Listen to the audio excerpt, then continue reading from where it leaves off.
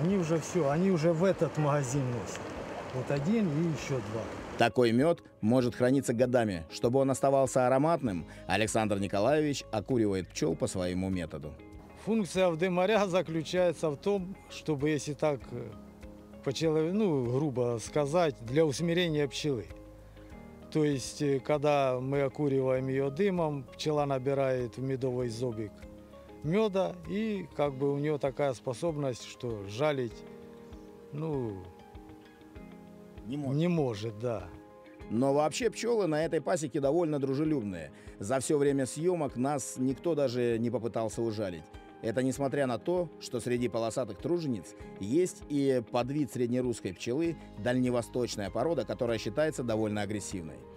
Как говорят, человек сначала богат медом, а потом уже остальными продуктами пчеловодства. Это якутский мед, самый вкусный, 999 пробы.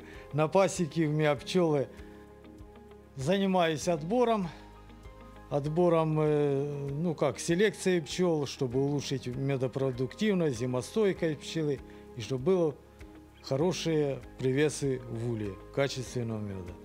На вопрос, а как же все-таки выбрать мед, Александр Николаевич ответил просто: да никак, просто пробовать, еще раз пробовать, и мед, который вам очень-очень понравился, значит, это ваш. Ну, семью я знаю давно, они живут от нас недалеко. Всемирная сеть WhatsApp и все остальное, поэтому реклама шла. Почему не попробовать при том, что это томотский мед, так скажем, домашний. Вот, поэтому смысл мне где-то покупать в магазине или, если можно, здесь приобрести. Попробовали, мед просто супер. Каждый год его берем. Соты тоже очень вкусные. В общем, продукция на ура у нас уходит, и, наверное, не только у нас. Поэтому процветание. Любители и производители меда говорят, сладкое лакомство и лечит, и настроение поднимает. Особенно, когда продукт поспел.